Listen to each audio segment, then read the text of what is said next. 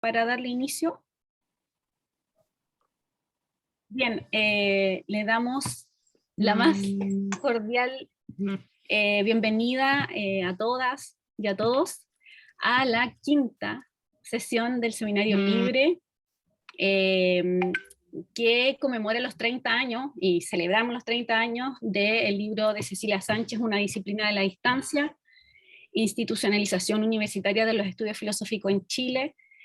Bueno, hoy día estamos iniciando entonces la última sesión después de 4 anteriores, donde hemos sido varias y varios los que hemos presentado diversas lecturas que tienen relación con la universidad, la enseñanza, el Estado, la política, la identidad de la filosofía, las formas académicas, la relación de Chile con Francia, etcétera. Y la verdad es que, como hablábamos hace un ratito, ha tenido mucha,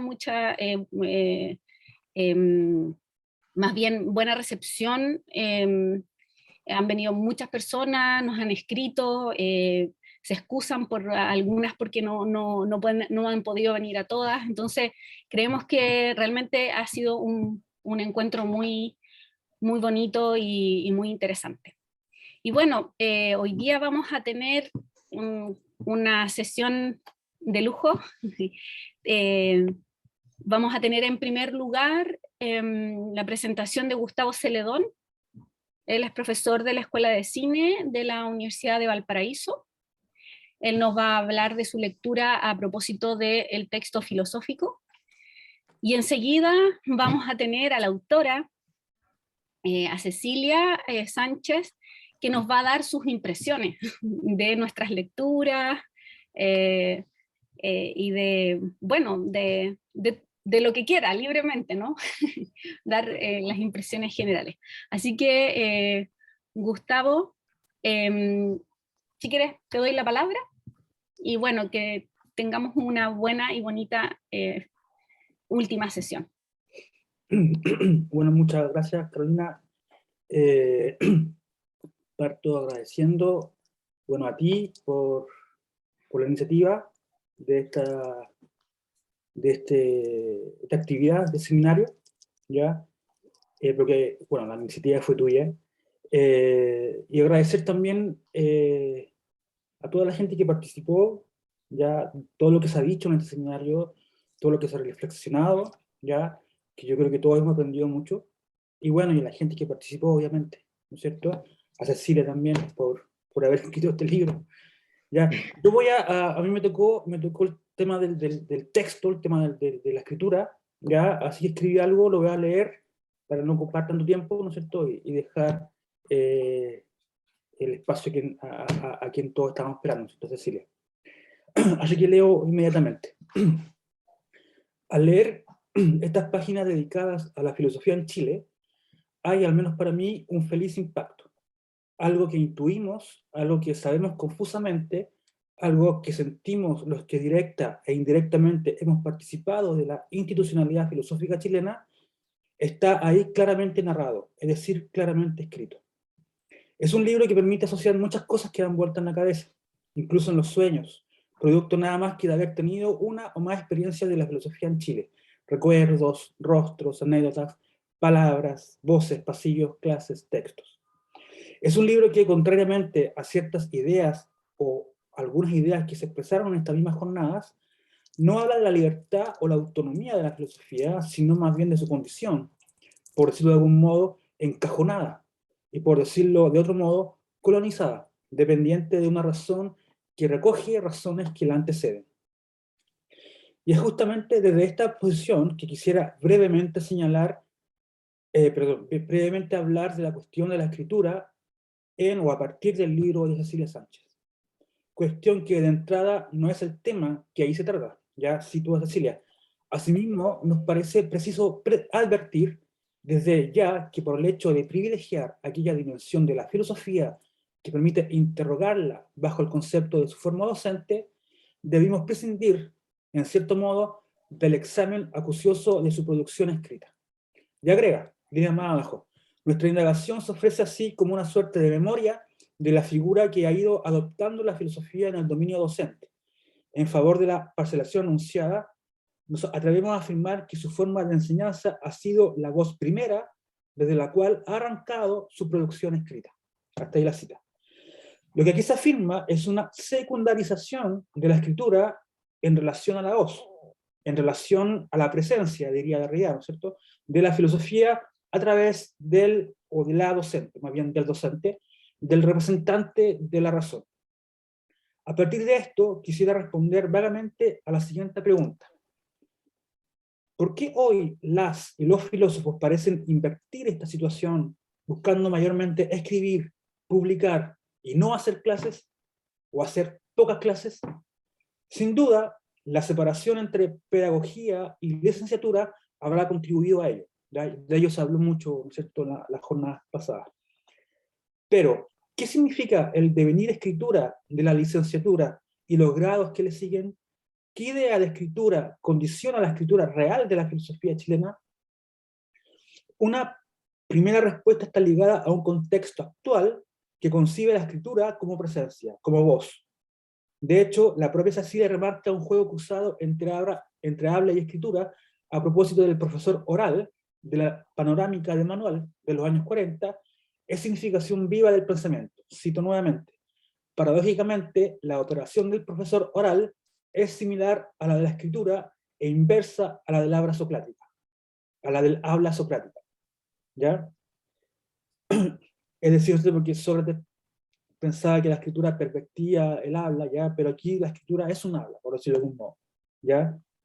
La escritura le habla al profesor filósofo chileno. ¿Podríamos considerar que los nombres propios de la filosofía hoy se basan institucionalmente en la acumulación escrita, o por decirlo de algún modo, en la inscripción tanto en las pantallas como en las retinas, como si el texto escrito no fuese más que una suerte de interfaz para voces individuales que se autorizan y con ello autorizan?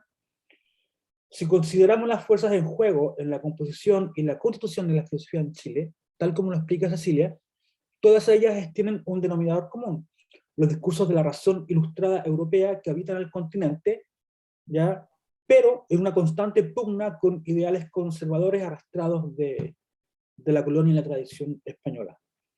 Esa pugna es, en todo caso, relativa, ¿ya?, pero ese no es el tema por ahora. El caso es que para una filosofía con deseos mayormente progresistas, en sintonía con un ideal de construcción de la nación, el modelo republicano liberal predomina, moldeando las instituciones, estudiantes, ideas e incluso moldeando las utopías. Dentro de este modelo se aprecia una pugna interna, idealistas y realistas, deducción e inducción, ¿ya? Y si se quiere, en términos actualizados, ensayo y paper.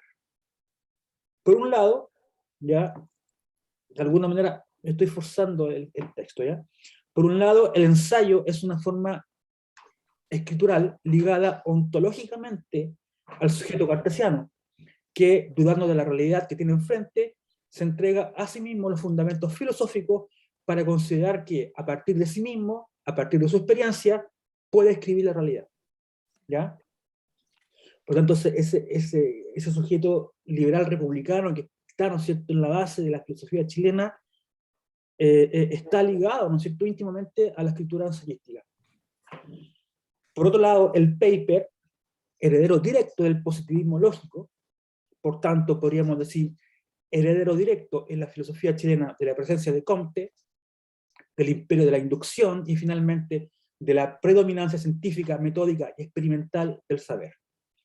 El método expulsa al sujeto, le devuelve el decir al objeto. Como señala Cecilia, los positivistas rechazan las indagaciones de un sujeto pensante y van directamente a la decodificación de las estructuras lógicas de lo que se presenta.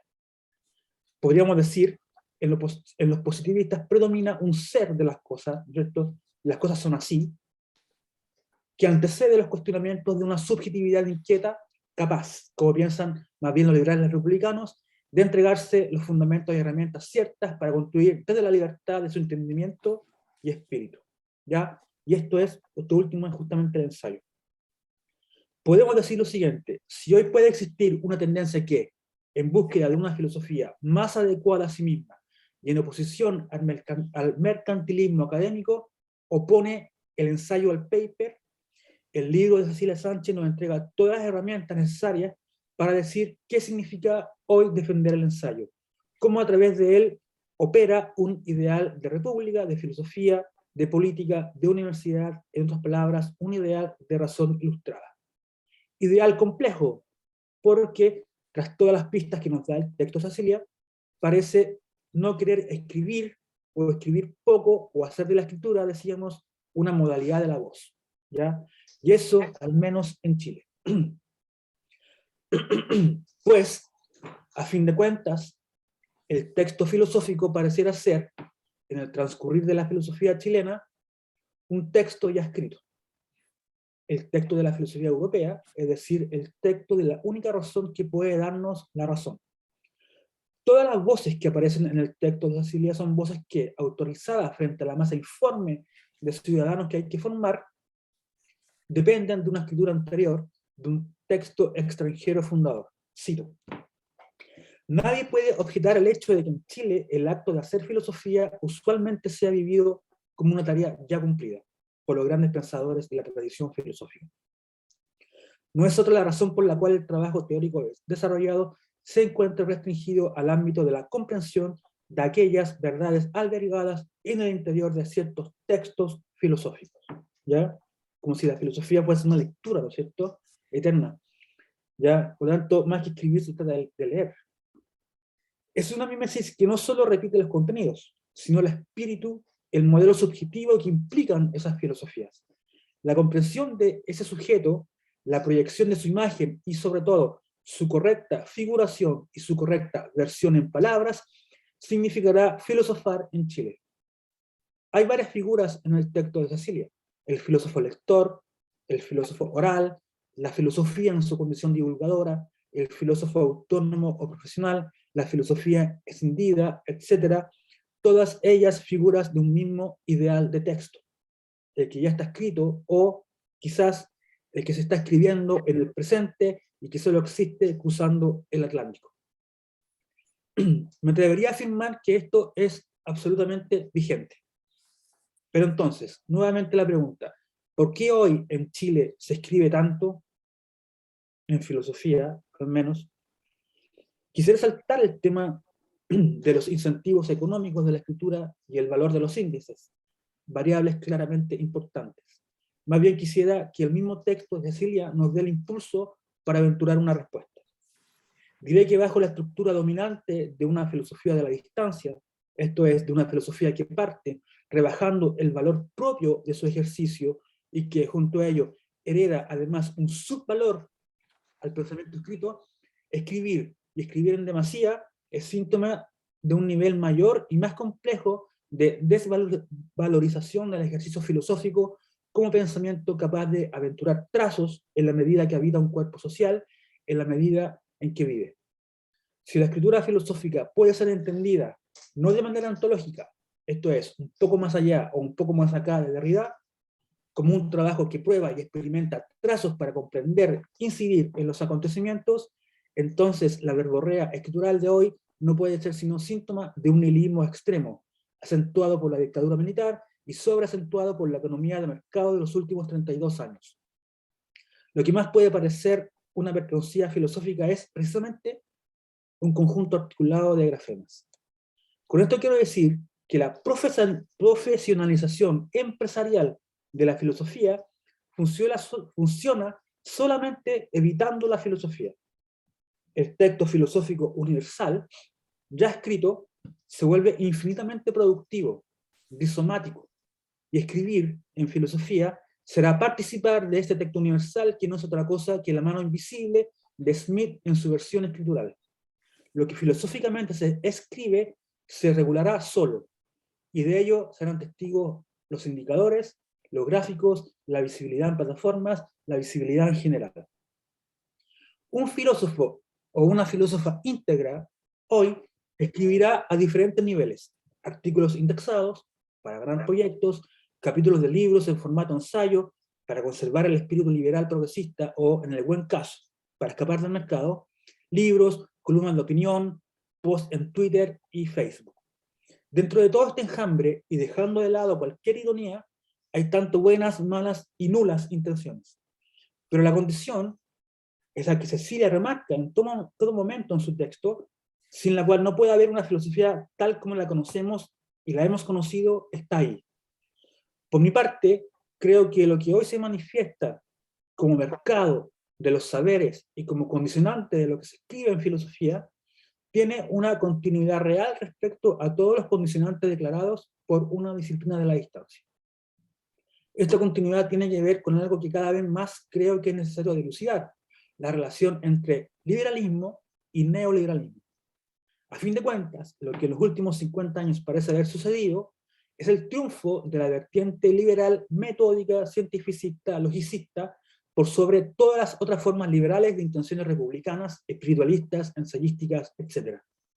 Por una parte, esta vertiente cientificista, como Letelier y Mann, busca la verdad en las cosas mismas, en la voz tajante de la experiencia, en los hechos positivos, y, por otra, en su versión neoliberal, parece haberla ya encontrado, esta verdad.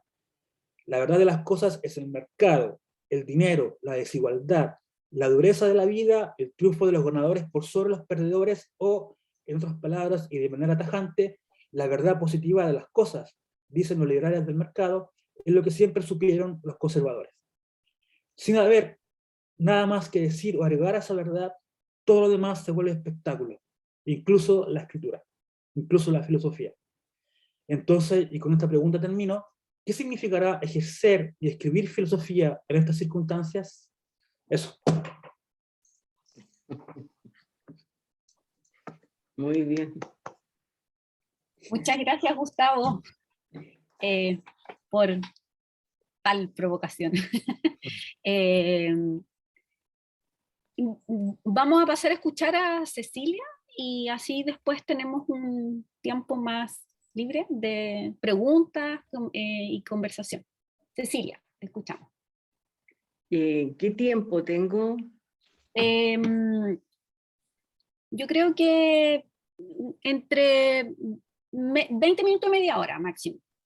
Así Ya. cosa que... Tú me avisas porque, claro, bueno, yo no parto por agradecer en primer lugar a Carolina. Mira, jamás pensé cuando empezaste a anunciar esta idea que se iba a realizar, porque la veía bastante remota, no sé por qué, pero su realización ha sido espectacular, impresionante, y porque me ha hecho también saber de mi texto desde otras perspectivas, ¿no? Hace tiempo que no me leo, entonces no me acordaba de muchas citas en las que ustedes han reparado, entonces incluso esta última vuelta de Gustavo, impresionante, me encantó, la voy a recoger luego, respecto justamente de la escritura, en relación también a la voz docente. Bueno, agradezco todas las lecturas, todos los que han participado, todas y todes, ¿no? Quienes han participado, muy especialmente a Patrice, que, bueno, que estuvo en una parte de lo que yo escribí, muy al inicio, aunque este libro tiene un inicio mayor todavía, de cuando lo conocí, por allá por el año 87, me parece. Claro, porque tiene muchas vueltas, ¿no? Es un libro que jamás lo planteé como un libro, sino que partió como una pequeña investigación de 10 años, cuando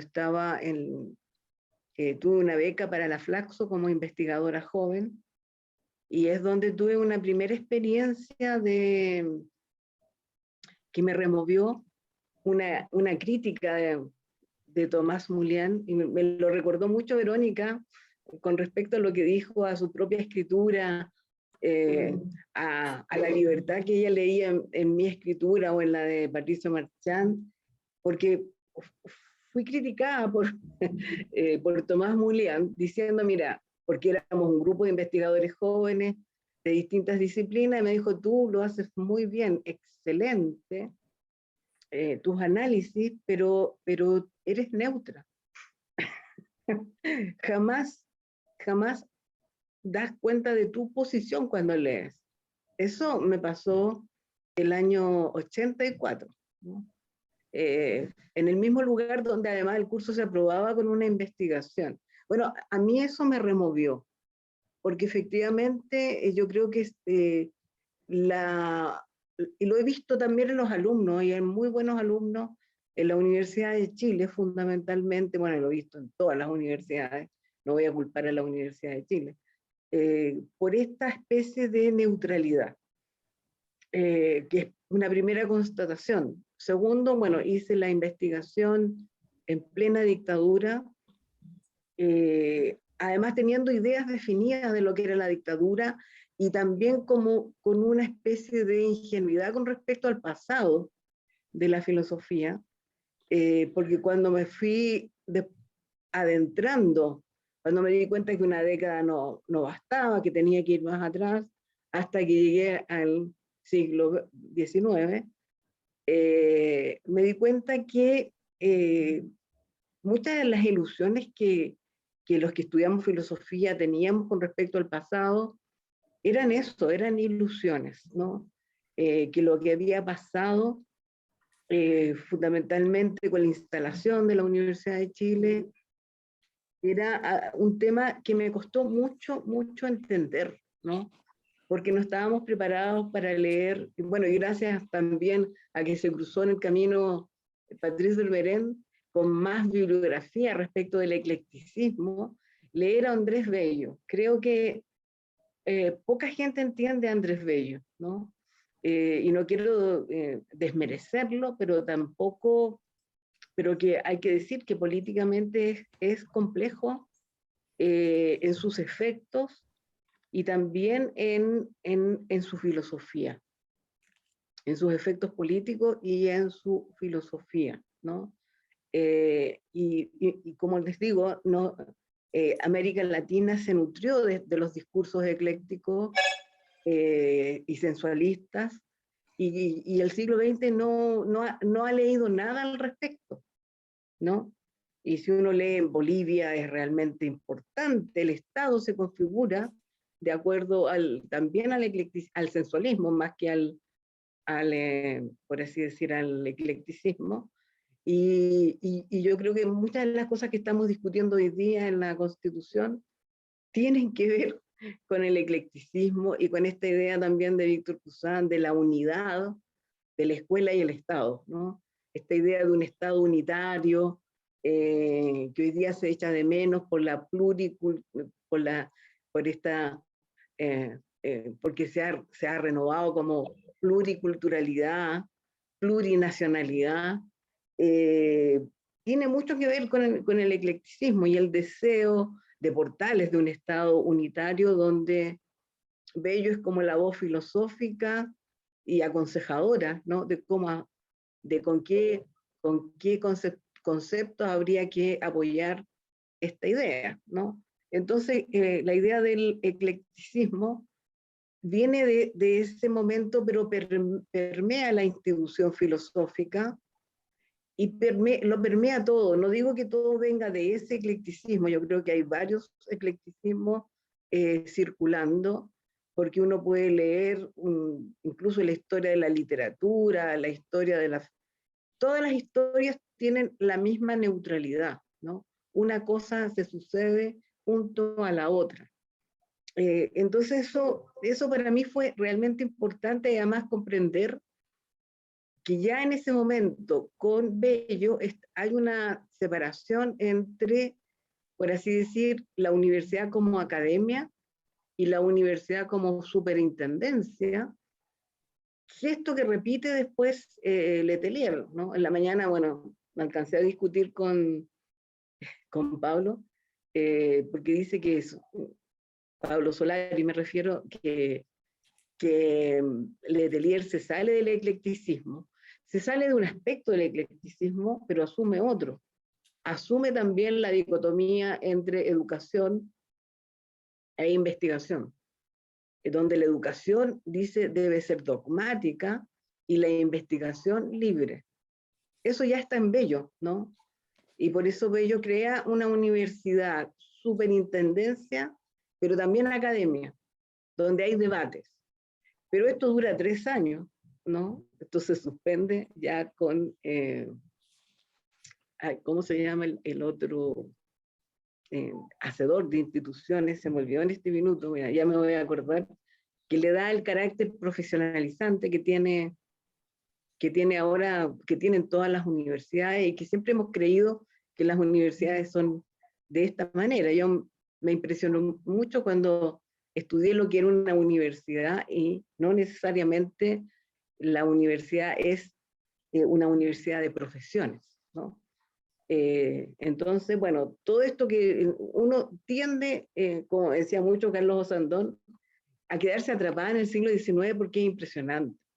La riqueza que tiene, la riqueza de los debates que había, y cómo estos debates se cruzan además con escritura y con lo que se entiende por literatura en ese momento, que no es lo que entendemos hoy por literatura, ¿no? Si uno lee a Lastarria, ¿no? Y su sociedad literaria tiene que ver con los textos que había que leer para que Chile fuese útil. Además, en la mañana alguien hablaba de la palabra uso de la filosofía. Bueno, el primero que habló del uso y de la utilización de, digamos, de los saberes ilustrados es Bello, ¿no? Cuando dice la universidad es enteramente chilena, ¿no? Digamos, si hacemos uso del pensamiento ilustrado, es para aplicarlo en Chile, aplicar. Entonces habla de uso, aplicación, como buen pragmático que era, ¿no? Por lo tanto, entonces, Bello, digamos, inserta la filosofía bajo estos, ¿cómo se puede decir? Bajo estas coordenadas eclécticas de uso, y donde además, claro, esto supone efectivamente una importación del saber, ¿no? Es decir, en América Latina no había nada. Si uno lee, hay una poesía de Bello, además, donde invita a habitar, ¿no? Esta escena de Colón, le llama al Nuevo Mundo, y donde se invita justamente a escribir, a propósito de la escritura, porque aquí no había nada, había solo naturaleza. Por lo tanto, ya partimos con la filosofía viene de otro lado. Y lo que empieza a pasar en la universidad es que esa filosofía ya está hecha, ya está pensada, y nosotros nos relacionamos con este pensamiento ya pensado, que algo lo expresa así en el texto de Humberto Giannini sobre mi libro, ¿no? Pensamientos ya pensados y el pensamiento pensante, que son distintos, ¿no? Nuestras universidades en general piensan modelos que ya están hechos. Pensemos que hasta el neoliberalismo es algo importado y que además se aplica en Chile en su estado puro. Es curioso, porque aquí estamos receptivos, aptos para recibir cualquier modelo y para aplicarlo de manera pura, ¿no? Que cosas que no ocurren en otra parte, donde hay resistencia, donde hay debate, y nosotros recibimos esto.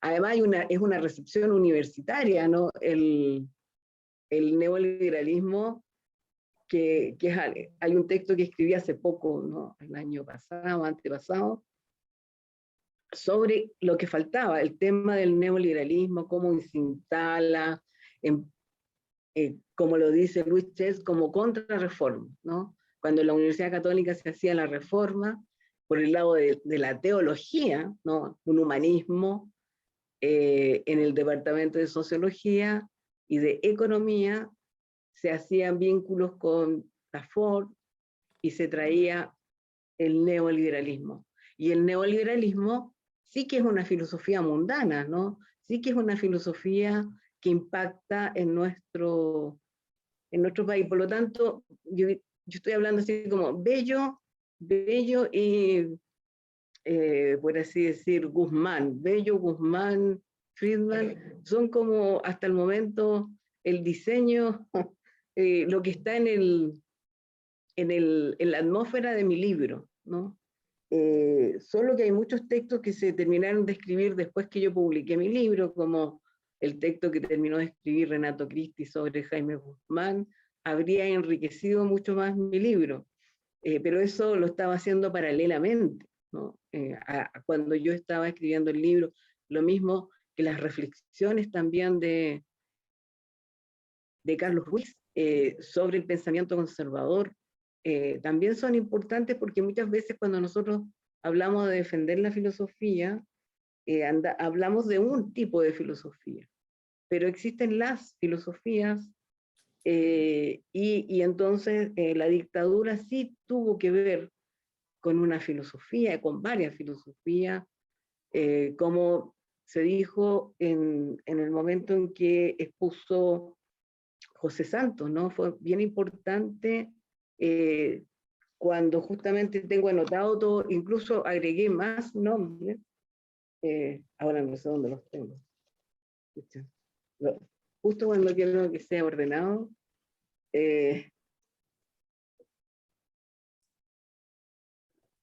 están los nombres de todos los profesores de filosofía que sí participaron de la dictadura, ¿no? Lira, Ryszlowski, Barceló, Guido, Villalarraín, Del Solar, profesora, Carballo, Molina, Sardón, pero hay muchos más, ¿no? Todavía, y creo que no sé. Ahora, claro, yo traté de escribir un libro sobre la filosofía desde el punto de vista institucional, como una manera de no hacerlo desde algo que decía Gustavo también en la mañana, desde la conciencia o desde el autor. Claro, Cataldo también. Gracias, Cristian Loyola. Desde la creación o desde la interioridad, porque las historias que se habían hecho de la filosofía en Chile era una lista de autores, ¿no? ¿Quiénes han pensado filosofía? Y entonces tú haces una lista.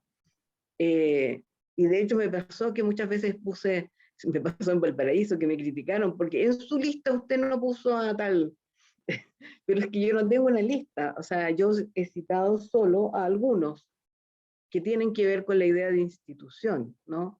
Y donde además, claro, pasa que, claro, cuando yo empiezo esta reflexión en plena dictadura, la institución, y algo es una palabra que usó muy buena Pepe Santos, se notaba porque había una opacidad. Efectivamente, la institución se veía desde el poder, desde los rectores delegados, desde los militares que estaban controlando las universidades, desde una sucursal de la DINA que estaba en el Instituto Pedagógico. Entonces, al comienzo la palabra institución tenía esta opacidad. Pero también me hace mucho sentido algo que dijo Patrice de Meren al inicio, que la institución no es necesariamente algo, por así decir, opuesto a la filosofía, no es algo, si bien es una mediación, pero las instituciones también tienen que ver con la libertad. Y entonces, claro, no podemos pensar que la institución es la de un poder monolítico, ¿no? Tiene los filtros del Estado, pero los estados que están siendo según las épocas, ¿no? Por lo tanto, entonces, esos filtros cambian, así como cuando no hay dictadura, siguen habiendo esos filtros, o cuando hay filosofía en la Universidad Católica, que yo expresamente no quise hacer algo sobre la Universidad Católica, aunque está implícita, porque habría que pensar en la Iglesia, porque no hay una historia general para la filosofía, porque no sé, yo no podría hablar con propiedad de filosofía en Chile. Porque hay muchas, están las universidades privadas y el mercado. Ahora tampoco creo que el mercado sea algo monolítico, hasta incluso se podría, quizás suene muy fragmentario, pero habría que estudiar casi departamento por departamento de filosofía, con cuerpo docente por cuerpo docente, ¿no? No podemos generalizar, ¿no? Si hay algo que yo nunca he querido hacer es generalizar, y la filosofía se presta para generalizar, para decir bajo un mismo concepto quizás muchas cosas, y quizás eso me hace menos filósofa, pero más política, ¿sabes? Más política en el sentido, no tanto de partido político, sino de una política del pensamiento, ¿no? Yo tuve también una experiencia muy negativa cuando estaba escribiendo, iniciando la escritura de este texto, terminando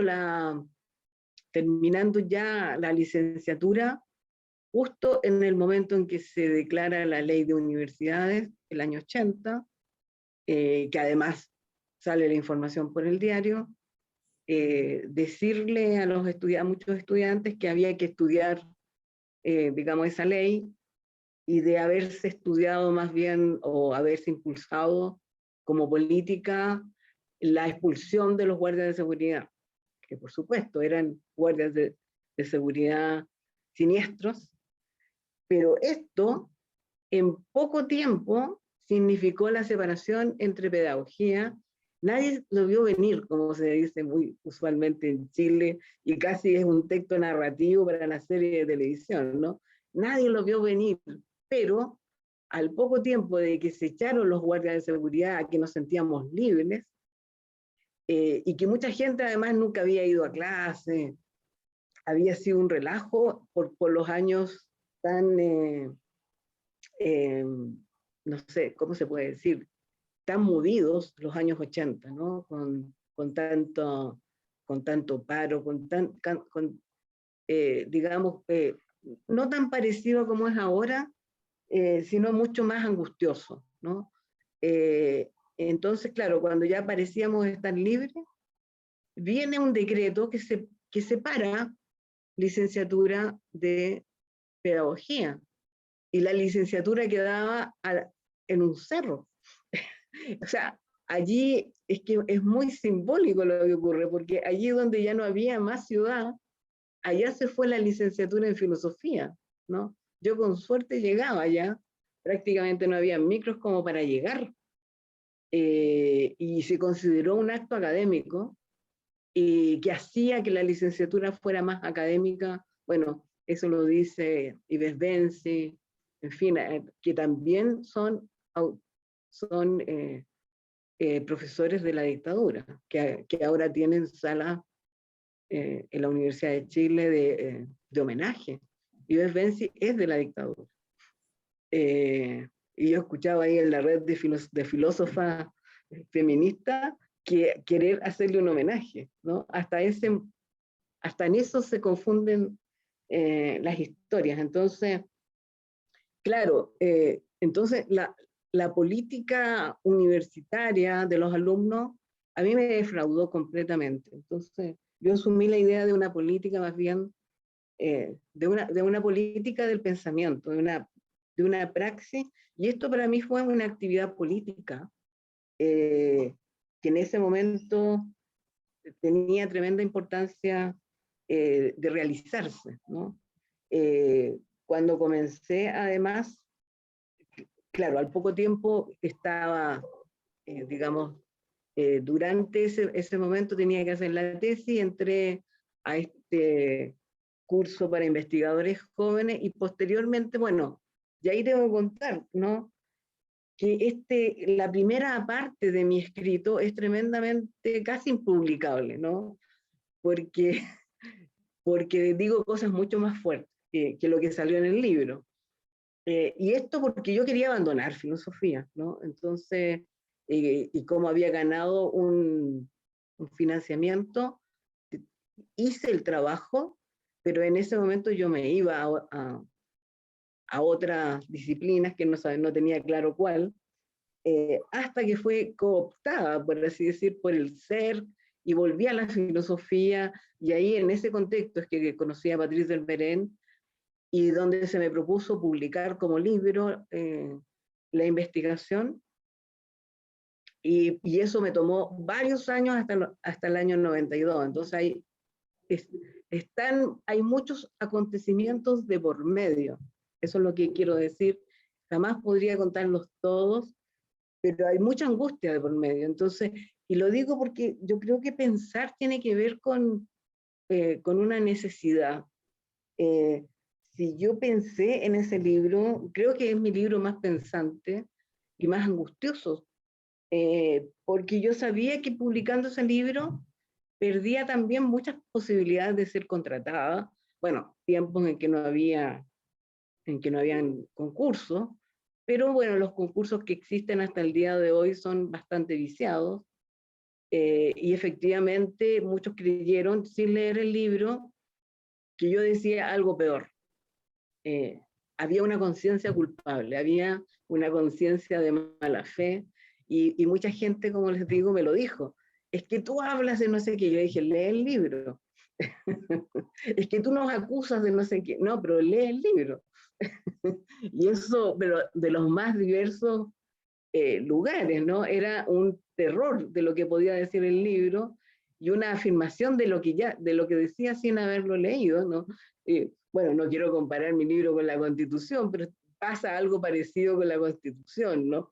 Es decir, cuando se cree que va a haber una crítica o va a haber una transformación, surgen fantasmas tremendos, no sé, pero tuve esas experiencias con el libro en su etapa inicial. Por lo tanto, yo nunca aposté nada, no daba nada por este libro, pese a que la parte buena es que fui invitada, y efectivamente en lo que decía Verónica, en este fuera del libro, en los agradecimientos, efectivamente tuve una atención impresionante no cuando estaba el libro hecho, sino que cuando lo estaba haciendo, cuando expuse, y con muchas críticas también, en el Colegio Internacional de Filosofía, contar con los comentarios de Jacques Derrida era increíble, porque ahí uno se da cuenta que lo que ocurre en Chile no ocurre en Francia. Por ejemplo, Jacques Derrida hablaba de que la filosofía dominante de los años 60 en Francia era Althusser. Era el filósofo institucional. En cambio, Althusser en Chile fue un filósofo que se leyó fuera de la institución, ¿no? Por filósofos, algunos, ¿no? Como Cristina Hurtado, pero también sociólogos, y que sirvió para fundar el MAPU, ¿no? Y con un tremendo mea culpa de Tomás Mulián, porque dijo, nunca entendimos a Althusser, ¿no? No habíamos leído Hegel, por lo tanto no entendíamos su crítica a Hegel, como muchas de las cosas que ocurren en Chile, ¿no? Que se lee una parte y no se lee la otra parte, ¿no? Yo creo que algo parecido pasa con Andrés Bello, que se lee una parte y no se lee, y hay otras que no se comprenden, ¿no? En ese sentido, Bello es bastante complejo. Incluso los alumnos de la Chile que tenían por mucho tiempo ese letrero que me hizo mucho reír, las verdades se tocan. Las verdades se tocan en la frase más ecléctica que tiene Bello, y ahí se ponía como un Bello crítico, ¿no? Las verdades se tocan, creo que no sé, realmente no recuerdo en qué clave se leyó esa frase, que fue parte de tomas de la universidad y donde Bello se rescataba, ¿no? No digo que no haya que rescatar o que no haya que, no sé, hoy día vuelve está a punto de salir o ya salió un libro que rescata el concepto de orden de Bello nuevamente. Bello siempre está siendo rescatado permanentemente. Bueno, esto en lo que toca, digamos, al momento, digamos, mi problema cuando se habla de autonomía. Autonomía, claro, es una palabra muy kantiana y por supuesto opera también en mi reflexión bajo esta idea, ¿no? Bajo esta idea, pero finalmente le voy dando otro sentido posteriormente, porque en el fondo a mí me interesaba mucho buscar el momento en que se fundaba el Departamento de Filosofía, cuando no era la filosofía para la formación del profesor, sino que cuando la filosofía fundaba un espacio propio. Y entonces, claro, en ese momento que yo le llamo de mayor autonomía, donde autonomía en el sentido de que los filósofos y filósofas fundaban su propio espacio, justo en ese momento se tomaron las peores decisiones. Eso es lo que yo digo con que faltó otro tipo de autonomía, ¿no? Entonces, claro, puede parecer muy aporético el concepto, porque efectivamente opera mucho el tema de la dictadura. Necesitábamos, o sea, había filosofía en el momento de la dictadura, sí había, pero no teníamos libertad. Entonces, ¿qué discutíamos? Bueno, lo que se podía. Entonces, ¿cómo le puede llamar? Bueno, le llamamos a ese momento sin autonomía. Pero hay otros momentos en que hay autonomía, pero con algunas restricciones también. ¿Por qué? Porque de la filosofía se realza un aspecto y no otros. Entonces, claro, quizás si yo reescribiera mi libro, le daría muchas más vueltas al concepto de autonomía. De todas maneras, yo estoy de acuerdo con Carolina que la filosofía, voy a decir algo terrible, nunca ha tenido autonomía. Nunca ha tenido autonomía. Hemos estudiado, y ahí le preguntaría, no sé si está Patrice, por ahí sigue escuchando, si piensa que la filosofía en Francia tiene autonomía. Yo creo que él va a decir que sí, porque tiene otra idea de autonomía, no sé. Pero yo creo que cuando descubrí el espesor de la palabra institución, descubrí esta especie de tamiz que es político y es el significado pasado por una política. No sé si eso se entiende, es decir, es dos cosas a la vez. Cuando discutimos de cualquier texto, si ese texto, que es un poco como, quizás no tan drástico como lo que dice Benjamin, ¿no? Cuando dice toda civilización es una suerte de barbarie, todo texto que llega a nuestras manos está ya pasado por una institución, por una editorial, fue traducido, ¿por qué fue traducido? Todo lo que nosotros hemos leído filosóficamente está traducido, está intencionado, por así decirlo. Los libros que llegaban durante la colonia, también muy pocos se traducían, ¿no? Y eso, por ejemplo, se puede ver que en Bolivia el Estado boliviano gastó mucho dinero en publicar a los sensualistas. Por lo tanto, había un Estado que se interesaba en ese aspecto. Por lo tanto, hay que ver, digamos que, por eso es que a mi reflexión yo jamás la pondría en el contexto de una historia de las ideas, sino más bien una concepción más bien del pensamiento, donde justamente hay una opacidad permanente, con altos y bajos, por supuesto, y habría que ahí ponerle quizás nuevos nombres, nunca tan drástico como fue en el momento en que hubo rectores delegados. Ahora, con respecto, no, bueno, no quiero explicar, no quiero ser la madre del libro porque no lo voy a explicar.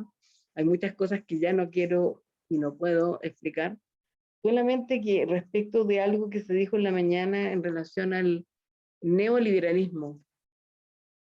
Efectivamente, claro, mi libro, si bien el neoliberalismo está presente como ley de universidad, todavía no se notaba en la universidad como se notaba en la calle, ¿no? Con el libre consumo. Eso ya estaba pasando en plena dictadura, casi desde el comienzo. Yo creo que eso suavizó mucho a la ciudadanía. Pero sin embargo, claro, hay una, no sé si está Patricia González, pero Patricia, justamente para el año 2016, me parece que fue que la Reprofit hizo un llamado a la defensa de la filosofía, donde muchos escribimos, hubo un congreso, y en ese momento que yo escribí un texto que no lo puedo encontrar en internet, se llama Defendiéndonos del temor a la filosofía en la era del neoliberalismo, ¿no? Que era justamente que cuando se le pedía a la filosofía renunciar a hacer clases de filosofía y hacer formación ciudadana. Y los argumentos eran que la comisión Engels consideraba que necesitaban los alumnos clases de formación ciudadana para aplacar los vicios del neoliberalismo. Es decir, la filosofía sería aquella que digamos, enmendaría las pasiones, ¿no?, del neoliberalismo. Yo le llamo pasión porque estudio, porque justamente tanto Smith, ¿no?, cuando, digamos, el liberalismo y el neoliberalismo tienen que ver con bajas pasiones, ¿no?, con la envidia, con una serie de pasiones que se deben cultivar para que la gente realmente compre y compita entre ellas. Entonces, claro, pero esto es tan feroz en Chile que en vez de ser competencia, yo creo que, claro, lo que no tenemos en Chile es la competencia. Lo que tenemos es colusión y la corrupción.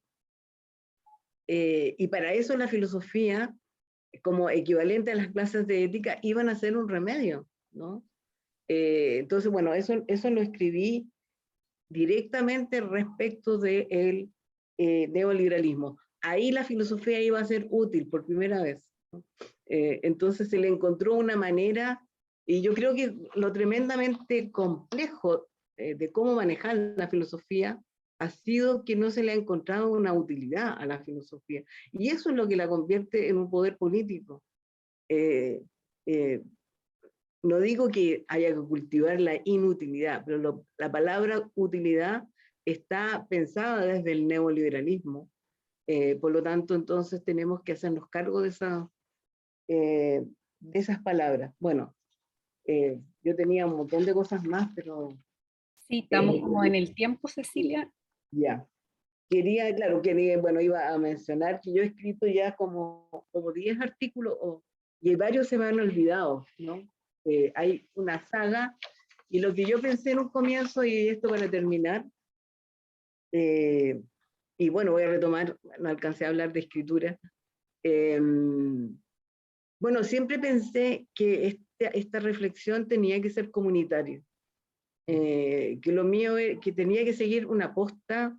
Bueno, algo de eso ocurrió, ¿no?, con Pepe Santos, con Alex Ibarra, con otros, y ahora, bueno, con Carolina, bueno, con Verónica, con Lorena, con Gustavo, con tantos, se ha ido ampliando, y me alegra muchísimo, porque este no es un problema de autor, como decía Martín, es un problema más bien de la institución, más que de la comunidad filosófica. Entonces estoy feliz con el derrotero, por así decir, con el camino que ha tomado esta reflexión, porque yo creo que es completamente abierta y necesaria, vigente. No que mi libro sea vigente, sino que el tema es vigente. Eso es lo que, bueno, para terminar de sopetón, tengo que decir. Y gracias nuevamente a todos y todas y todos. Muchas gracias a ti, Cecilia. Bueno, un placer que haya dado tus impresiones y bueno, abrimos la palabra para que hagan comentarios, preguntas, reflexiones, etcétera.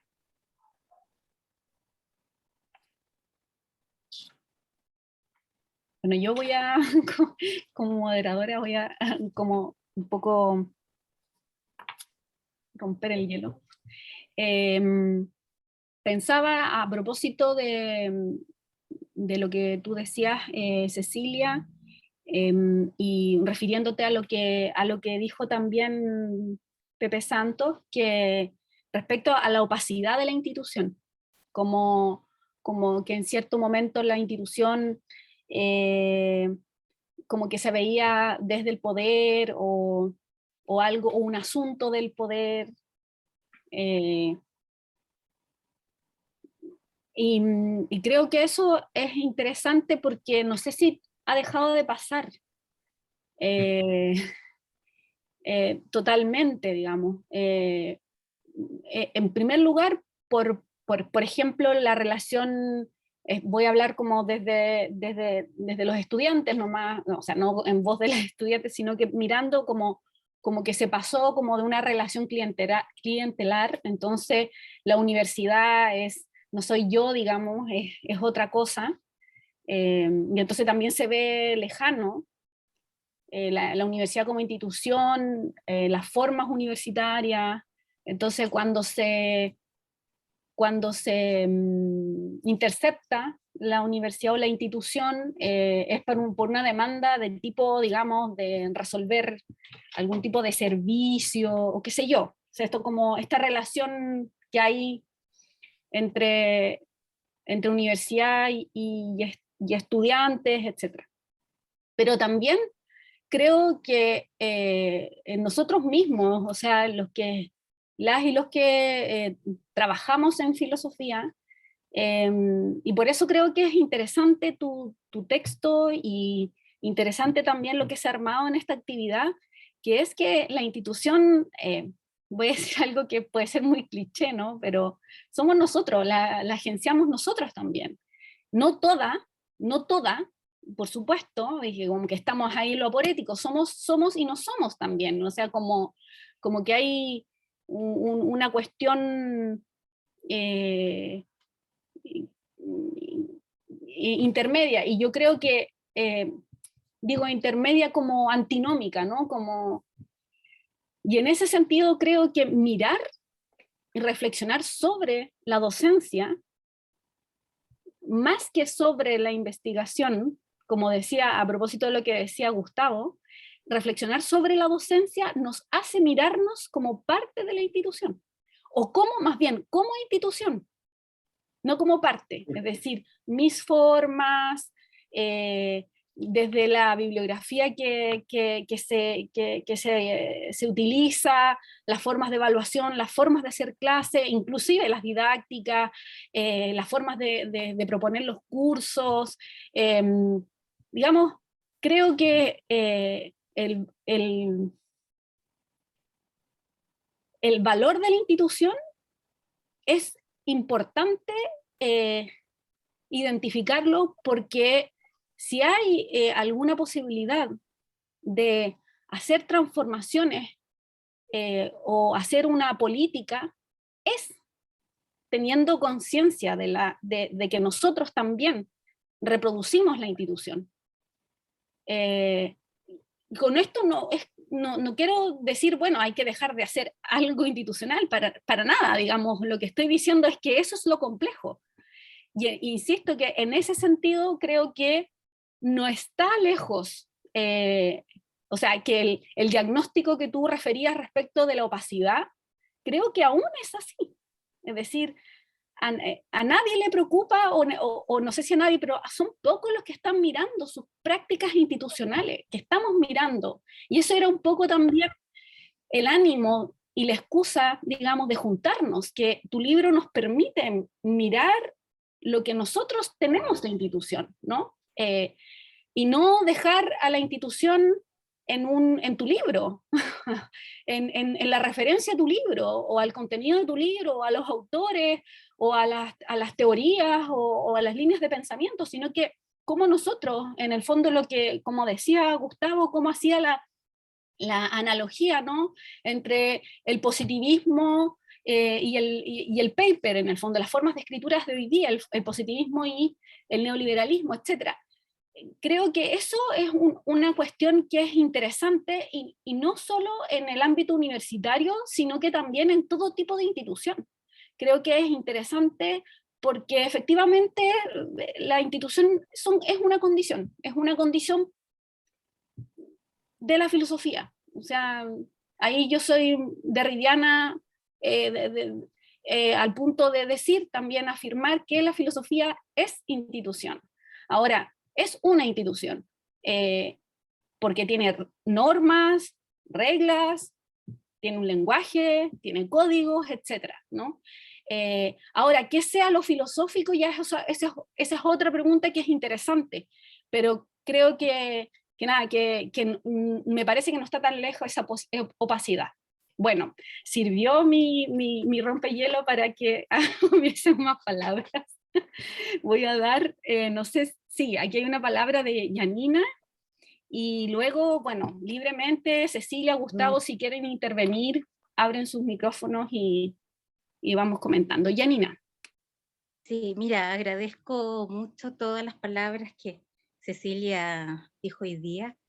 Quiero hacer un comentario que me parece, para mí, éticamente correcto decirlo, por eso voy a hablar. Tú hablaste una vez, Carolina, me parece, en una de las sesiones anteriores, que las vi en diferido, de la precariedad de la filosofía, de estudiar filosofía. Y bueno, yo lo he dicho más de una vez, que eso yo lo viví, lo conozco perfectamente, estudiar filosofía, además, mayor ya, ¿no? Trabajando y estudiando y con todo lo que eso implica. Y debo decir que cuando yo entré a la Universidad de Chile a estudiar filosofía, la persona que más me ayudó fue Ives Benzi. Yo no me puedo, mira, tal vez ella sea de institucional, todo lo que se quiera decir, pero yo no habría egresado sin la ayuda de ella. Y si la sala de conferencia tiene su nombre, es porque ella no solo me ayudó a mí, ella ayudaba justamente a los alumnos que andábamos, que nos costaba mucho más, pues, ¿no? Entonces yo, en virtud de que fui su alumna, y que lamento mucho que ella haya partido, voy a defender siempre su docencia, que fue de excelencia. Yo lo que más aprendí fue Kant, y fue gracias a ella, y no lo pude continuar porque ella se fue y se llevó el filósofo. Y está bien, yo entiendo que esto es un tema político, pero yo no puedo, yo quisiera mostrar la otra parte. ¿Ya? Ella nunca habló de ideas políticas ni religiosas, nunca. Sin embargo, fue una docente brillante, generosa, muy generosa, y te digo que no solo yo, hay muchos alumnos que egresamos gracias a ella, y sería muy largo de detallar. Solamente quiero decir eso, yo creo que hay que ver las dos caras de la moneda. Yo soy una persona que siempre he sido de izquierda, teniendo mi papá militar, mi abuelo militar, pero son cosas distintas. Entonces, es eso lo que quiero comentar solamente. Me parece que la sala de conferencia es poco para que haya una foto de mujer al lado de Andrés Bello. Me parece que es insuficiente el reconocimiento que a ella se le ha hecho. Y bueno, yo entiendo las ideas políticas, pero yo tengo que decir mi verdad. Gracias. A ti, Janina. Verónica creo que había levantado la mano.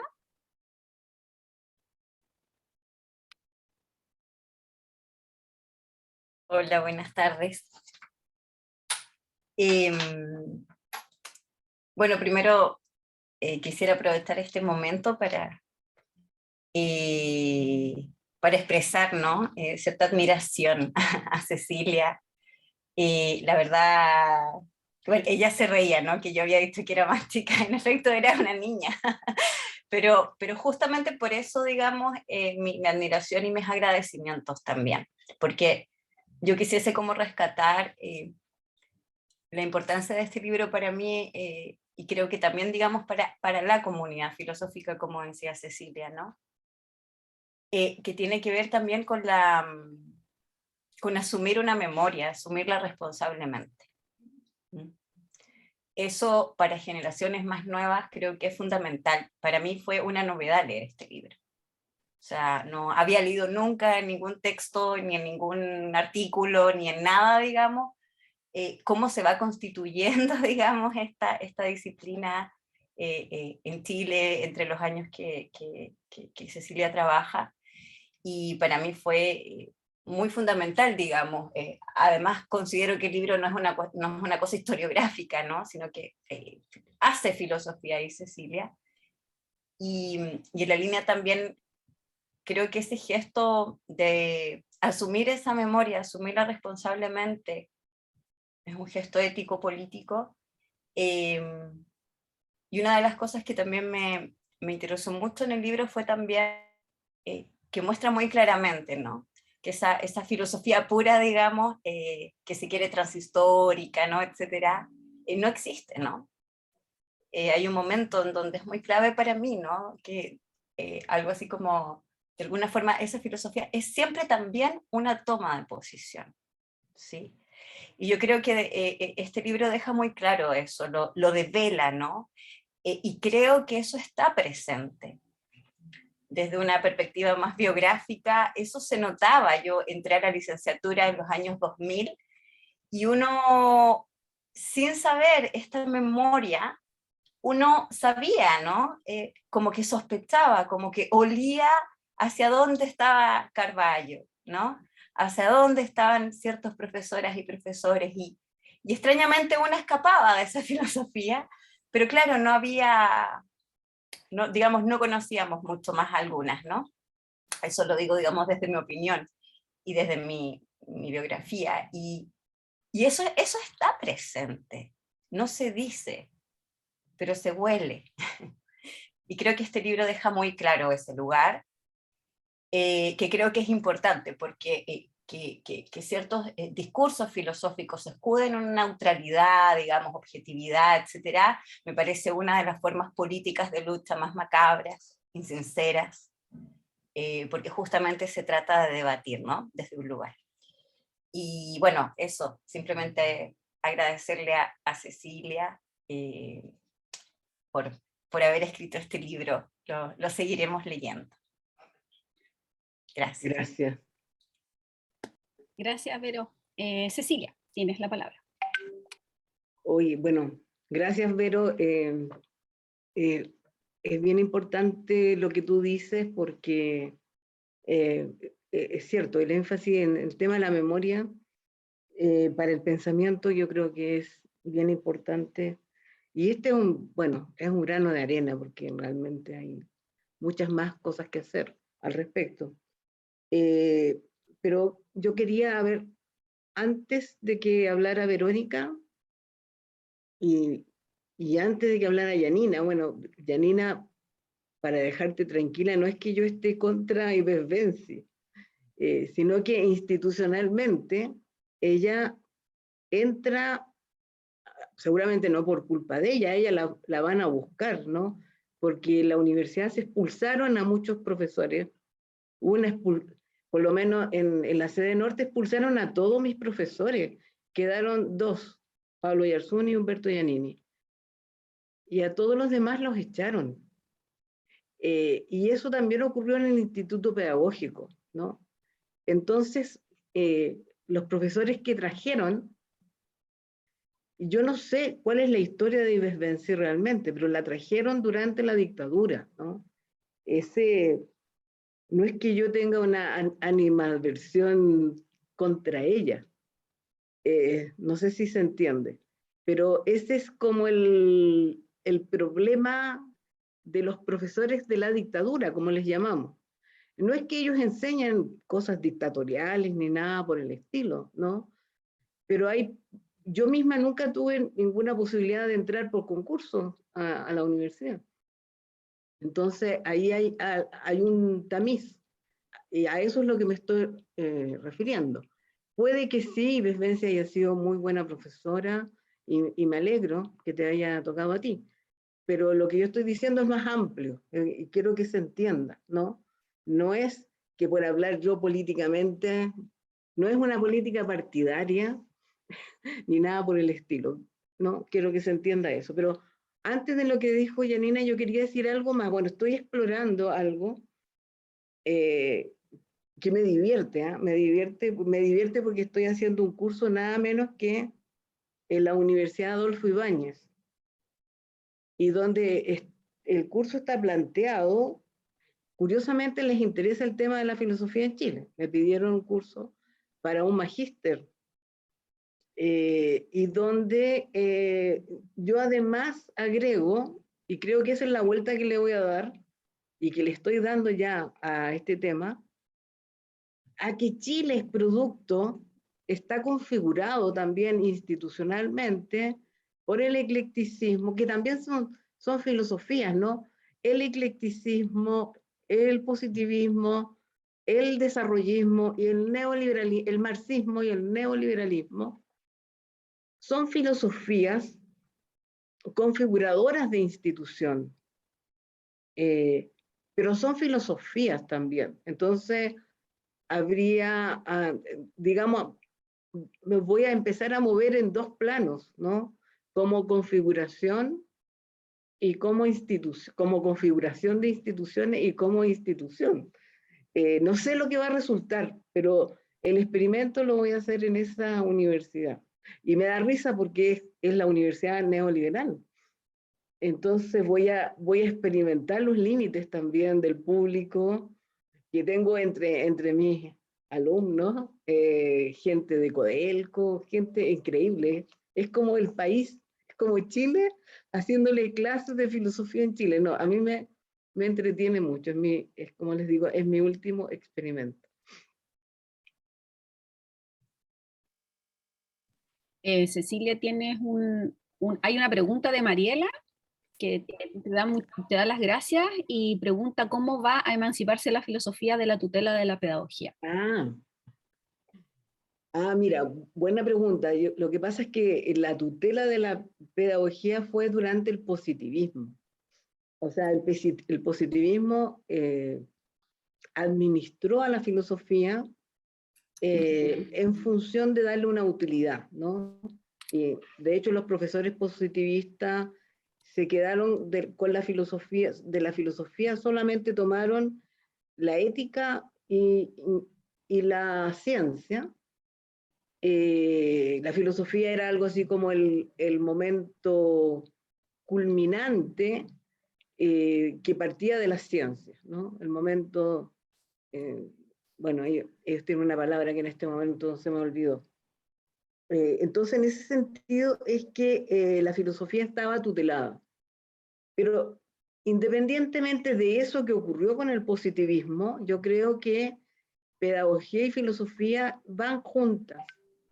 La licenciatura sin la pedagogía es oficio privado, para mí se encierra. Y la pedagogía, digamos, como pura ejercicio evaluativo y con reglas puramente pedagógicas, también es problemática, ¿no? Se vuelve técnica. Entonces, en ese sentido, la filosofía necesita de la pedagogía para ser pública, justamente para que salga de la universidad, para llegar a todos, ¿no? Yo creo que la filosofía es de todos y todas, no es posible de mantener encerrada en la universidad. Ahora, no parte también puede partir fuera de la universidad como ejercicio, digamos, como decía Hegel, que los griegos cultivaron la filosofía de manera privada. Pero yo creo que la filosofía es bueno que se enseñe en las universidades porque tiene toda una técnica al respecto. Y en ese sentido yo creo que el problema de la tutela fue hasta los años, por así decir, bueno, sigue todavía, ¿no? Hay mucho que se conserva en la educación y en el país entero, ¿no? Yo diría que Chile sigue siendo positivista, el positivismo ha permeado más que toda la filosofía juntas, ¿no? Junto con el neoliberalismo, y lo peor es que el neoliberalismo tiene algo de positivismo también, con sus cuantificadores, con sus indicadores, en fin, entonces, no, la tutela, digamos, hoy día es cierto que hay una pedagogía que está, digamos, la pedagogía de los desempeños, de las habilidades, que está permeando absolutamente todo y que yo creo que también es problemática para la filosofía. Entonces, no sé qué opinan los pedagogos al respecto, ¿no? Que esta pedagogía que es pragmática, que viene de la psicología, no sé si me equivoco, pero que pone el acento en los desempeños, en las habilidades, en un hacer que no es lo mismo que una praxis, ¿no? Yo no, ahí haría una tremenda distinción. Entonces creo que es problemática para la filosofía. Y de eso sí que tenemos que autonomizarnos como podamos. Pero eso es nuevo, ¿no? Es una nueva tutela, es cierto.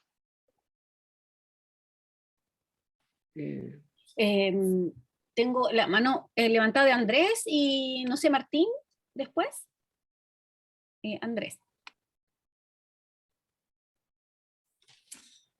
Sí, muchas gracias. Y muchas gracias, Cecilia, por el libro. Sin duda es una obra que marca mucho y yo creo que es particular ser el siguiente comentario, que en otros países latinoamericanos no existen textos así que yo tenga muy claro. Yo he tenido contacto y yo creo que fue un momento de reflexión interesante sobre el quehacer filosófico en Chile. Hay historias y tal, pero que haya marcado tanto un carácter como tu libro, me parece eso particularmente interesante. Y que sigamos reflexionando sobre él me parece muy bueno. No puedo estar más de acuerdo con la frase final que dijiste en tu presentación, en la idea que no es tanto la vigencia del libro, sino la vigencia del problema. Y eso me parece que es espectacular. Y el problema está vigente radicalmente y la reflexión que tenemos que hacer sobre eso yo creo que es fundamental. Y lo que ha pasado en los 30 años, los 32 años de neoliberalismo en la institución, lo que hizo Gustavo, me parece que eso es un tema que tenemos que abordar y que tu libro sin duda marcó algo así como la metafilosofía chilena, el inicio del reflexionar sobre el trabajo, y yo creo que es muy importante. Y lo que ha pasado marca un poco el reflexionar, el cómo se hace y cómo se hace, y en ese sentido lo que dice Carolina, yo creo que es muy claro, la institucionalidad, pero también está ese reflexionar sobre la propia institucionalidad, que también Gustavo apuntaba a eso. Así que me parece que marcó una senda y que yo creo que es particularmente relevante lo que ha hecho Pepe Santos y los mismos artículos, los 15 esos, habría que hacer el esfuerzo que tú dices que tienes perdido, conseguir algún ayudante, alguien que haga la pega de buscarlo, no sé, en tu carpeta, archivos, ¿dónde los tendrás? Porque Carolina mencionó uno que yo sí me lo había leído el otro día, pero que sería súper interesante, te lo digo, como una propuesta así, como recoger eso y hacer como una continuación un poco del libro con otros artículos que podría ser, me parecería súper interesante como recogerlos y que no se queden perdidos que si está en internet o no está en internet, sino recoger eso y seguir en esa tónica de reflexión sobre el quehacer filosófico en Chile. Pero voy a aprovechar para hacerte una consulta que me llamó particularmente la atención sobre Andrés Bello. Hemos hablado sobre Andrés Bello y tu posición sobre Andrés Bello. Tú bien dices que Andrés Bello se lee de distintas maneras, pero Andrés Bello es un caso muy raro que no se lee en filosofía. Yo he escrito y hablado mucho sobre eso y nadie se lee filosofía del entendimiento. Claro. Es una larga historia, yo tengo pruebas empíricas para eso de distintas maneras y todo lo que sea, pero tu tesis me parece que es más relevante todavía, porque yo he llegado a decir, mire, la influencia filosófica de Andrés Bello, yo la veo muy por el lado de la institucionalidad educativa, y ahí está clara en la Chile y en muchas cosas, pero tu tesis va a algo más profundo, que es decir, que el eclecticismo de Andrés Bello y su versión estaría presente en la conformación un poco de las ideas en Chile. Y entonces lo que te pregunto es, ¿a través de dónde? Porque yo no creo que sea a través de Filosofía del Entendimiento. Lo publicaron en el 43 y tal, pero ahí donde está claramente todo estudiado, tratado, tal, pero no fue a través de Filosofía del Entendimiento porque se publicó en las obras completas, nadie lo pescó mucho de adelante. Entonces, ¿por dónde ves tú que está eso, no sé, como profesor? ¿Dónde se encarna ese eclecticismo que tú crees que sin duda Andrés Bello tiene, pero que pudiera haber tenido una influencia en Chile? Porque yo la sensación es la no influencia en eso, pero por eso te lo planteo como pregunta. Buena pregunta. Bueno, es una pregunta que yo también me hago, porque el eclecticismo influye mucho en toda América Latina. Puede que no nos haya llegado por el lado de... Efectivamente, se leyó muy poco el libro de Bello, que bueno, Bello nunca hizo un libro, sino que se lo forjó póstumamente, pero Bello publicó mucho en el diario, ¿no? Ahora, claro, era el 1%, digamos, había un 1% que leía en Chile, efectivamente. Pero él estaba, no sé si tú has leído las conversaciones que tiene con Ventura Marín, son de hasta qué punto él era ecléctico, de no tomar nunca posición, así lo dice, no tomar nunca irse por un bando, es decir, asumir este justo medio, que además se junta con otro eclecticismo, un eclecticismo que hemos heredado también de Cicerón, ¿no? Que lo hereda la Iglesia Católica, ¿no? De lo más probable, lo más verosímil, que practicamos permanentemente cuando consideramos modelos, ¿no? Modelos políticos, modelos educativos. Este me parece plausible, este me parece, ¿no? Eso, si tú lees a Cicerón, yo he leído a Cicerón en las, ¿cómo se llama?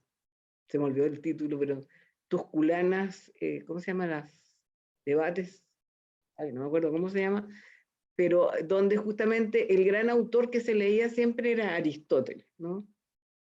Y siempre resultaba que el elegido era Aristóteles. Considerando la opinión de varios autores, este es el elegido. Ese era el eclecticismo de Cicerón, pero el eclecticismo de Bello también lo practicaba Sarmiento, ¿no? También, bueno, hay muchos autores.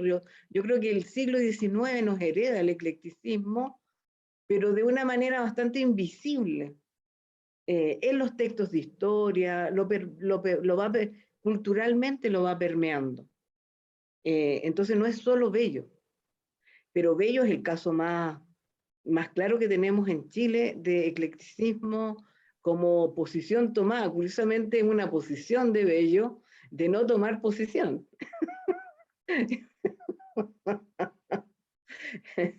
Bueno, hay cartas donde él mismo dice que es escéptico, por lo tanto a veces asume una posición, pero tal como puede asumir otra. No, bueno, yo he pesquisado lo que más he podido a Bello y he leído sobre todo el vínculo filosofía del entendimiento y gramática. Y ahí es fascinante lo que dice, porque también él pretende hacer pensar. Entonces, bueno, por eso, claro, yo no desmerezco a Bello, porque Bello sí es un filósofo de América Latina con sus pros y sus contras, y tiene muchas alturas, por supuesto. Entonces, reducirlo a solo eclecticismo también es desmerecerlo, ¿no? Y yo creo que en algunas cosas, en su discusión con el sensualismo, incluso te puede decir, si te pones contento, Andrés, es que tenía razón, Bello. Pero eso habría que ir en la discusión pequeña, ¿no? De en qué tenía razón, en una apuesta más por las humanidades, por el lenguaje, que por la ciencia, que está muy fuerte en el sensualismo, una ciencia que le hace daño al lenguaje porque se proponía un lenguaje casi sin sinónimo, un lenguaje lo más limpio de cualquier retórica, y en eso hay una frase muy bonita de Bello, dice, no me gusta el lenguaje seco de los sensualistas, ese lenguaje seco. Y efectivamente tenían un lenguaje, si los hubiésemos seguido, sería peor. Todo podría ser peor, como decía Bachelet. En fin. Bien, le damos la palabra a Martín y también después voy a leer una pregunta que te dejaron, Andrea, en el chat. Martín. Vale, gracias. Bueno, yo quizás voy a llevar un poco al punto de la discusión a otro momento, porque sin lugar a dudas tiene relación con todo esto, ¿no? Que es también un poco la idea mía de poder darle un pie a Cecilia, a ver si logra recoger un tono de la discusión que se le quedó en el tintero, lo que ella quería exponer. Y este punto, ¿no es cierto?, dice relación con lo que planteaba Gustavo, ¿no? Sí. Y en concreto es pensar o reparar en la relación entre dos ideas o dos conceptos que son de publicación y la escritura, ¿no?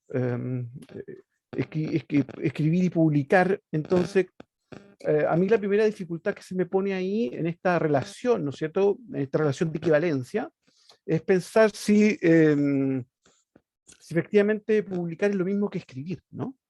Y en ese sentido uno quizás pudiese llegar a pensar que puede haber alguna publicación sin escritura, ¿no? Es decir, algún tipo de publicación sin obra.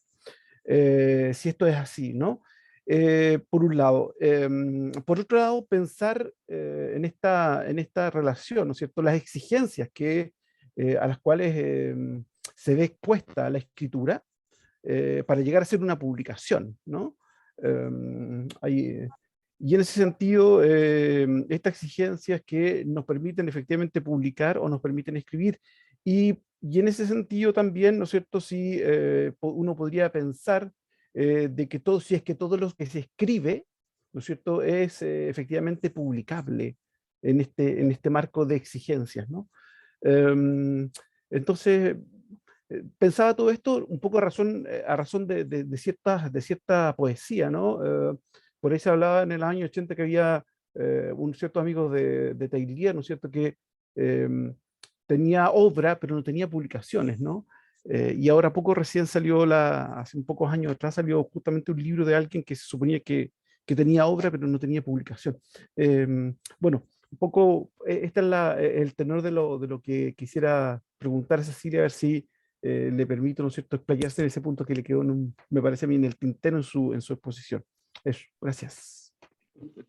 Bueno, gracias por esa pregunta, Martín, y también le agradezco me gustó mucho lo que dijo inicialmente Gustavo, ¿no? Claro, yo estoy completamente de acuerdo que publicar no es lo mismo que escribir. Bueno, tengo un libro sobre la noción de escritura en América Latina, el conflicto entre la letra y la escritura, porque también se nos olvida, ¿no? Algo sobre lo que ha reclamado Arthur Grino Rojo, ¿no? El gran libro que habría que leer también para la filosofía, que es La ciudad letrada, el concepto de letrado.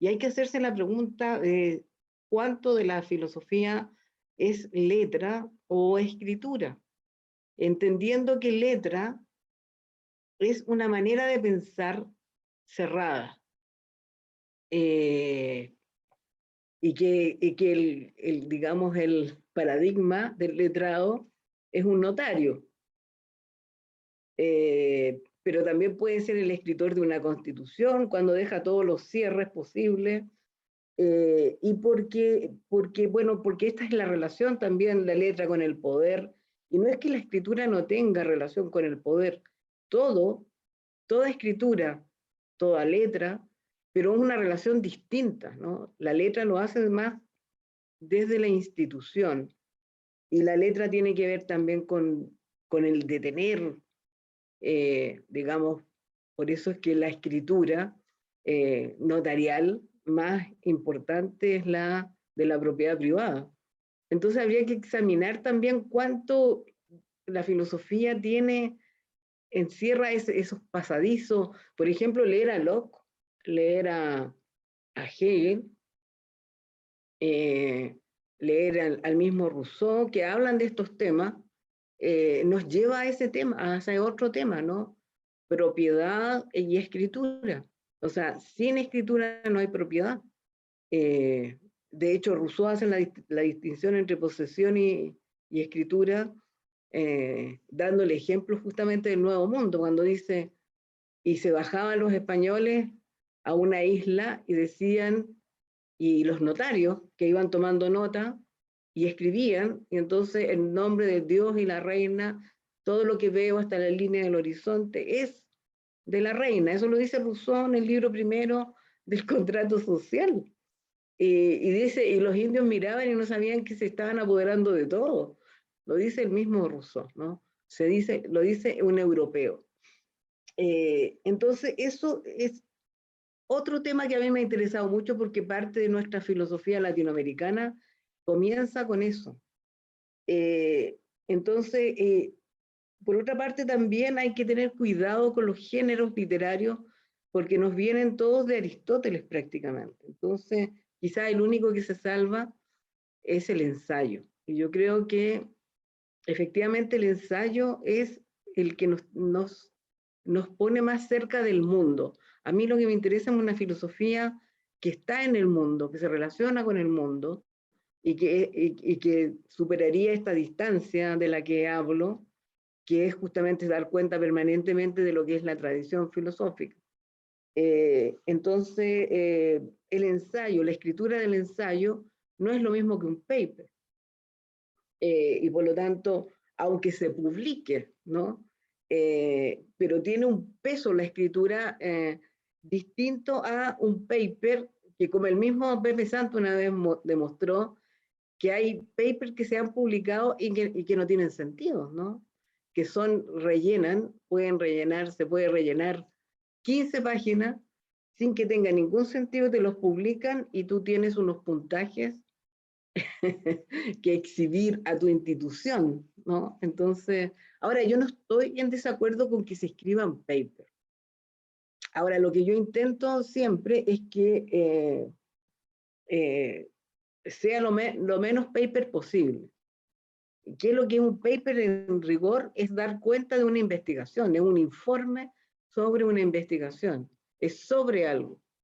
Y yo creo que en general los filósofos yo siempre me fijo, ¿sí? Cuando un paper filosófico es verdaderamente un paper, y son muy pocos. En ese sentido gana la filosofía de alguna manera. Entonces eso es esperanzador.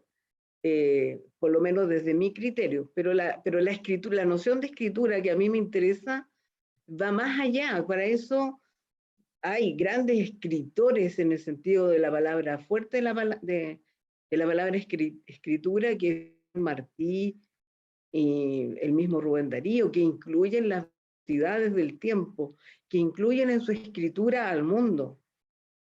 Y en eso nosotros, como filósofos, somos tremendamente referenciales, ¿no? No hay ningún juego en nuestra escritura, ¿no? Yo justamente, el juego que hice cuando publiqué El conflicto, poner la cursiva, porque la cursiva siempre se pone en cursiva todo lo extraño. Y justamente lo extraño, las palabras raras, las palabras locales, las palabras van en cursiva, porque ya los glosarios, ¿cuántos libros que tienen glosario? Y que es curiosamente lo más local. Lo más local es extraño en América Latina. Entonces, esa paradoja, ¿no? Y yo creo que la escritura tiene que ver también con pensar el lenguaje, pero también entender que el lenguaje, y eso también lo decía, no es propiedad de nadie. No puede ser, no es de la filosofía, no es ni de la lingüística ni de la literatura, ¿no? En esa zona, yo creo que esa zona nos cuesta entrar en esa zona en filosofía. Por eso, por ejemplo, sobre positivismo, que es lo contrario, entran los literatos y los historiadores y lo entienden mal el positivismo, y ningún filósofo habla en Chile, por lo menos, de positivismo, no se entiende. Entonces hay una serie de... nos falta meternos con la mala filosofía, por así decirlo. Leer a los malos, y no solo leer a los buenos, a lo que nos gusta, porque entonces no entendemos el poder. Nosotros somos... Eso por una parte, y por otra parte, somos complacientes y publicamos. Ahora, yo no reniego de la investigación y de que ésta sea pagada, porque por algún tiempo hay digamos, hay una corriente muy heideggeriana en Chile que era anti-investigación, porque Heidegger dijo que son los científicos los que investigan y los filósofos son los que hacen memoria, ¿no? A propósito de la memoria. Pero creo que es un error. Mi libro es una investigación también. Había que reunir un corpus, había que interpretarlo, bueno, uno sale de Chile y en cualquier parte investiga. Rancière es un investigador. Entonces, eso no significa que tú, por publicar esa investigación, seas, por así decir, ¿cómo se puede decir? Que no escribas. Yo creo que se puede publicar tipo ensayo, y esto se está pensando en América Latina, ¿no? En Argentina hay un grupo, un movimiento pro ensayo, que me han invitado a participar. Ya salió un libro, de hecho. Entonces, yo creo que nos falta repensar el ensayo desde la filosofía, o desde sus lugares más, no traerlo a veces, si lo traemos a la filosofía tal como de manera, con un criterio de filosofía tradicional, también podemos hacerle daño al ensayo. Entonces, no sé, yo creo que moverse en esa zona intermedia es algo que le hace bien a la filosofía.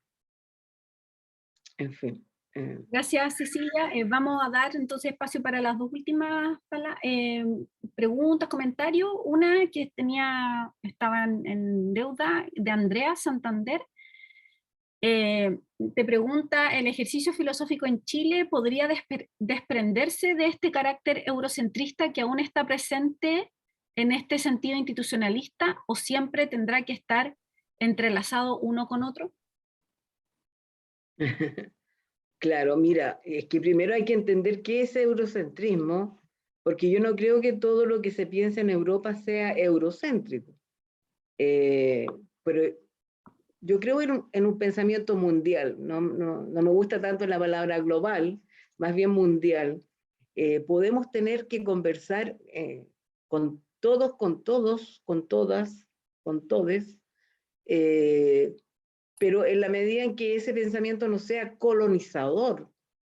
Pero el problema de la colonización es que también nosotros nos autocolonizamos. Entonces,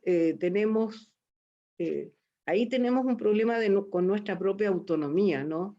Entonces, el problema es que yo creo que si hay filosofía en Grecia, yo no voy a dejar de leer a los griegos, ni a los franceses, ni a los alemanes, en fin. Pero también hay que leer a los latinoamericanos, que hay excelente filosofía. Desde ya recomiendo a Arturo Andrés Roy. Tengo un texto sobre la crítica, pero bueno, lo que ha escrito sobre la crítica es maravilloso. En fin, tenemos que leer de todo, ¿no? El eurocentrismo hay que caracterizarlo bien, en ese sentido. Gracias, Cecilia. Gustavo.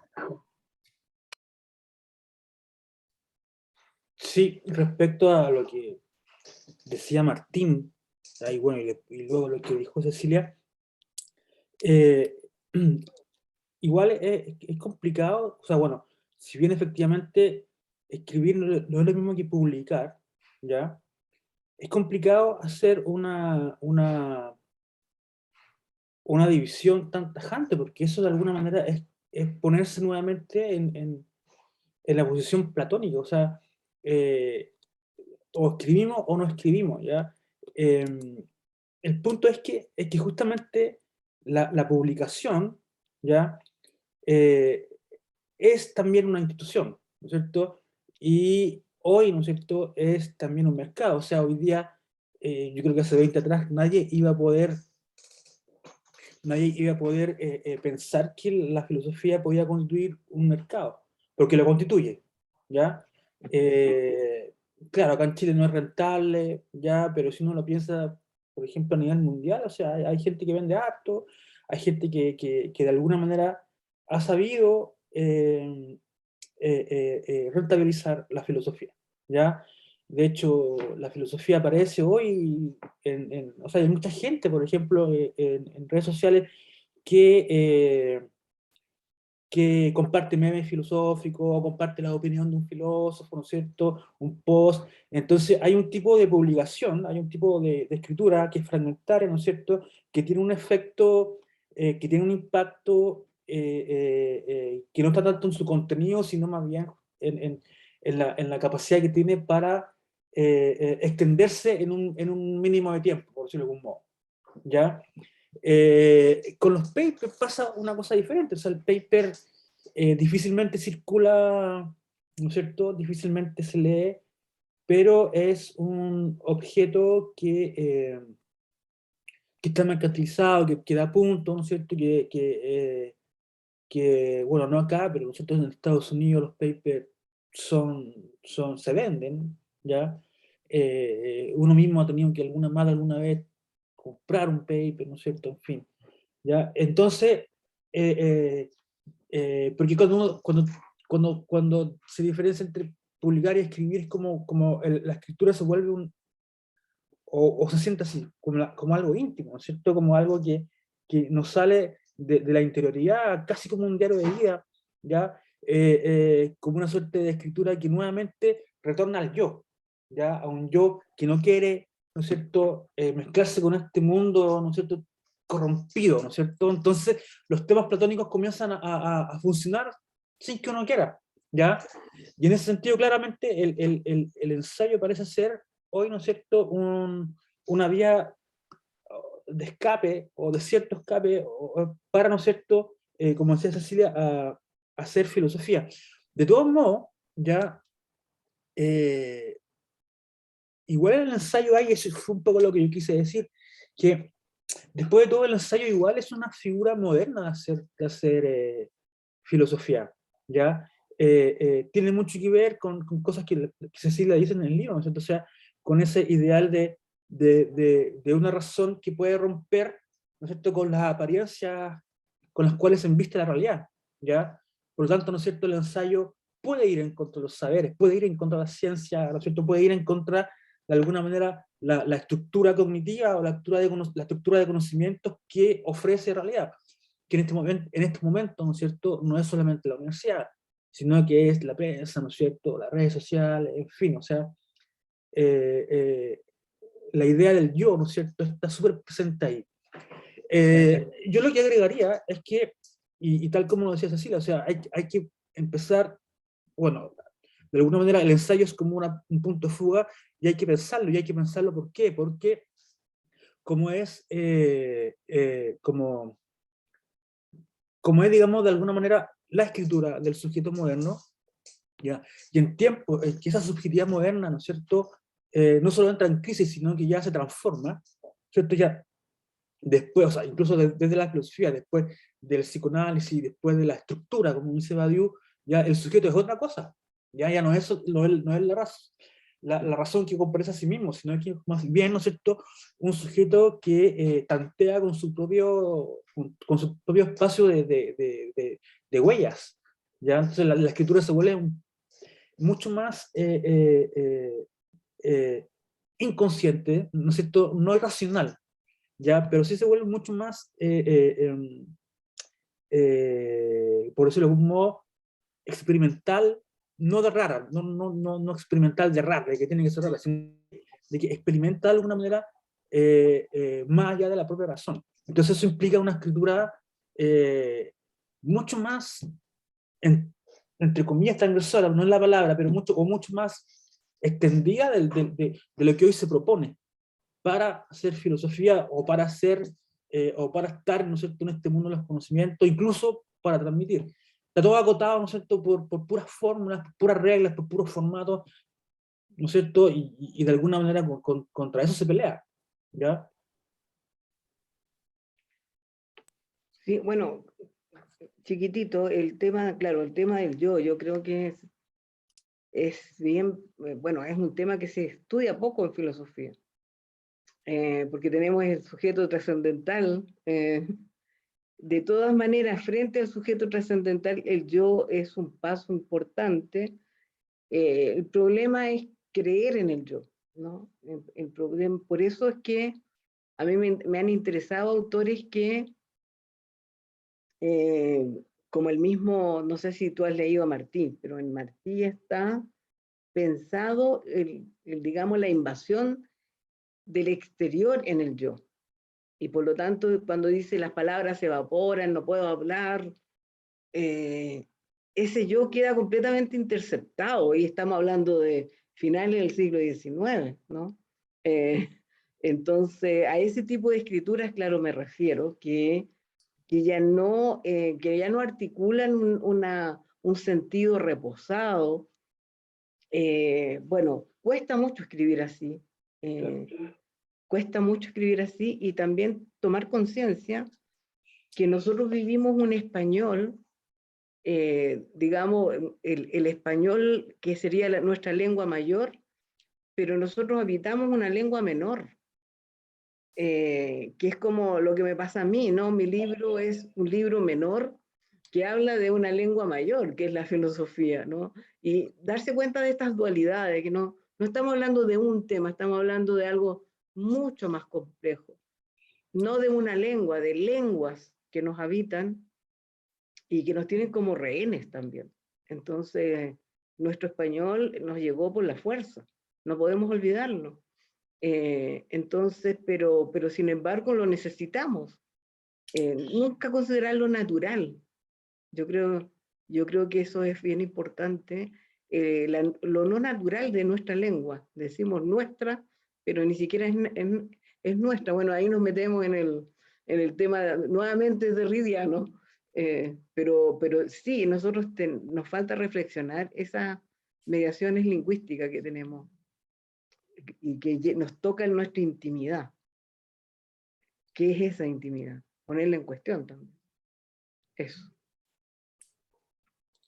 Bueno, yo creo que vamos a ir terminando este seminario libre, estas 5 sesiones, y yo quería agradecer en primer lugar a Gustavo, que se animó y apoyó de inmediato la actividad.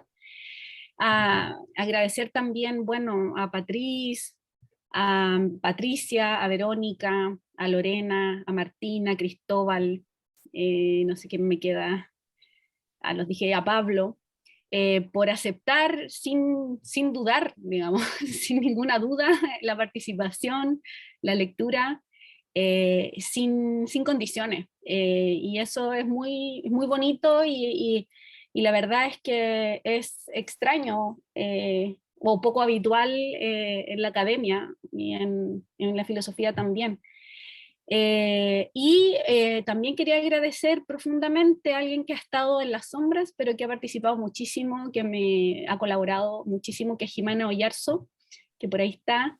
Ella ha ayudado con la organización, en algunas introducciones estuvo, ¿cierto?, dando la bienvenida, moderando, y también la parte de contactar a los inscritos y todo eso también lo ha propiciado ella, lo ha hecho ella. Así que también, Jimé, muchas gracias por el apoyo y por todo tu trabajo. Y también agradecer a todas y todos los que vinieron todos los viernes. Nos vamos súper contentos y contentas, y por supuesto, Cecilia, también agradecer a ti, a pesar de que no creías que se iba a hacer, pero sí por el tiempo de escucharnos, de escucharme, y por valorar la propuesta también. Eso. Gran propuesta. Muchas gracias a todas a todos. Será hasta una próxima oportunidad, que más que seguro va a haber otra oportunidad, encontraremos también nuevamente otra razón para juntarnos. Eso.